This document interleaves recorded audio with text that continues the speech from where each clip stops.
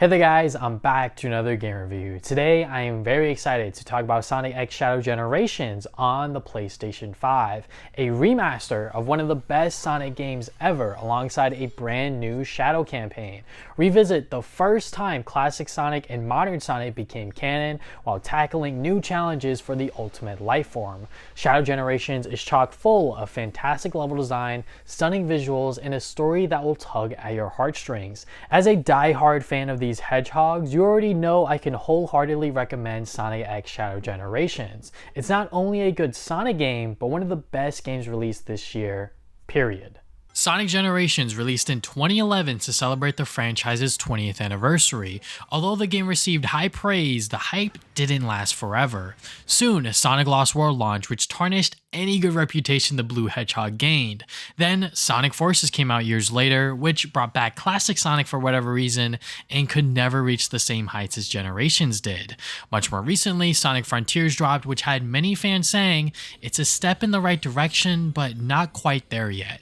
The open zone formula can definitely work, but technical limitations and the overall structure of Frontiers felt a bit messy.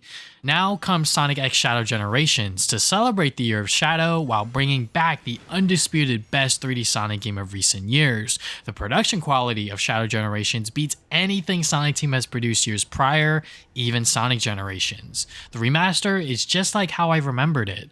I didn't fully play Sonic Generations yet, but from the small bits I did play, it brought me back to 2011 with shinier graphics and a higher frame rate. Probably the best way to play Sonic Generations and the most accessible now that it's on modern consoles. Now, let's talk about Shadow Generations. This is a brand new standalone adventure featuring the ultimate Lifeform. Since the days of headlining his own game in 2005, he's been taking a step back from the franchise ever since. Sonic 06 was the last time Shadow had a major role. He did have a free DLC episode in Sonic Forces, but that was more or less tacked on garbage. Now, here comes the year of Shadow, with the biggest hitters being this game and the Sonic 3 movie. Everything we've seen from Shadow Generations was straight up amazing. The animations on Shadow, the graphics, and how this game pays respect to Shadow's history. With hype being at an all-time high, Shadow Generations thankfully delivered on fan expectations. This game takes you through Shadow's history, much like Sonic Generations does for the Blue Blur. Because Shadow's backstory is much more complicated than a modern versus classic storyline, the narrative needs to fit that tone.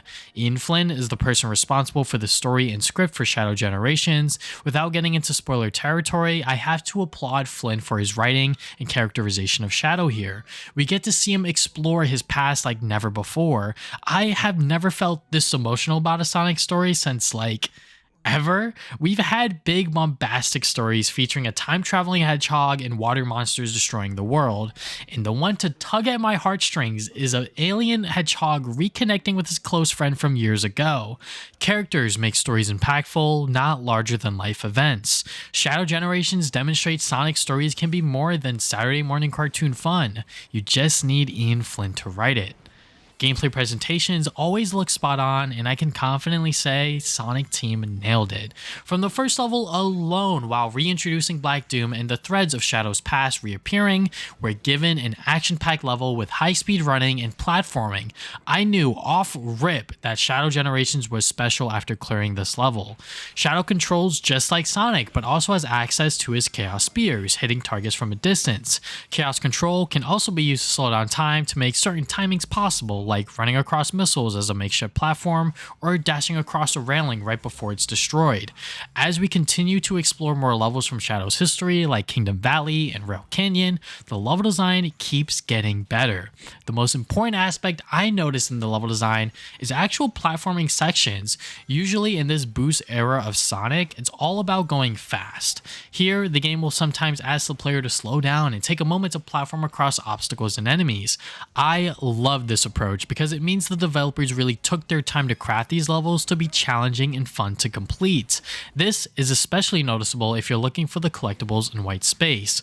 Also, every level has multiple pathways, which makes completing each level more than once very rewarding.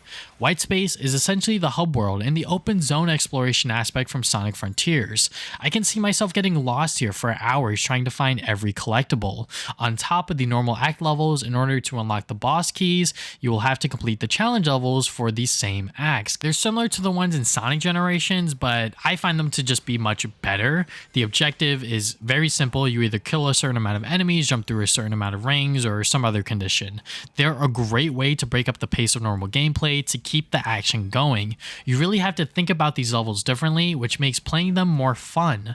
Doom powers are slowly introduced, which gives Shadow new abilities. The wings are the most popular ones because he is straight up flying. He'll glide horizontally and can't ascend from the height Shadow takes off. This does make the ability balanced, but really annoying when I jump too low or miss my jump. Doom spears are just a better chaos spear, locking onto 5 targets at once. The Doom blast lets Shadow knock up Doom enemies into the air, destroying anything in his path and teleporting Shadow to where the enemy lands. Doom surf allows Shadow to skate across water. Pretty neat, especially during the Metal Sonic fight. Lastly, Doom Morph transforms Shadow into a Doom-like creature to scale and swing across specific surfaces. Very sensitive in its control and will take some time to get used to. In each level, there will be 3 collectible keys to find that will unlock chests in the white space. They can be concept art, music, or a piece of Shadow's history. They all link back to him in some way, so collecting everything feels more rewarding than the typical red rings, which only unlock artwork. Once the boss room unlocks, it's time to fight one of Shadow's villains from his past. They're all fantastic fights and a splendid way to cap off each act. The presentation is outstanding for Shadow Generations. The visuals are the best we've ever seen for any Sonic game up to this point. The animations and tiny subtleties in Shadow's movement are wonderful. Music is always on point for any Sonic game, and Shadow Generations delivers that once more. From originals to returning Shadow tracks, it's all good stuff. White space does not have any pop-in issues like Sonic Frontiers. Everything can be seen no matter how far you are. The game can run at 60 frames per second on the PlayStation 5 without any slowdowns or dips in performance. There's not much wrong with Shadow Generations. This might literally be the perfect formula for a Sonic game with a 2-act structure, challenges in between, a boss fight at the end, and an open zone area for exploration and collectibles. Doom powers make Shadow more fun to play and more exhilarating than ever before.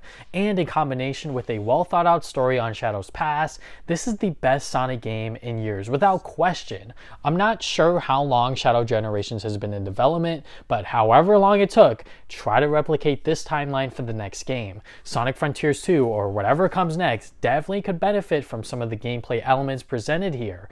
I can highly recommend this game to anyone who has a history with the Blue Hedgehog. Shadow Generations is truly one of the best Sonic games in years where you don't have to put an asterisk next to it regarding its flaws. This is just a kick-ass video game. And yeah, that is my review. I hope you guys enjoyed it. If you guys want more videos like this, be sure to hit the like button and subscribe. Put new videos up on Saturdays. You can follow me on social media at TV Sonic Gaming. I'm on Facebook, Twitter, Instagram, TikTok, pretty much everything. And you can check out my podcast called the Travis and Damien Podcast. Talk about games, movies, and anime every other week. And yeah, that's all I have for today. Thank you guys for watching this video once again. Now, see you guys next time with more videos.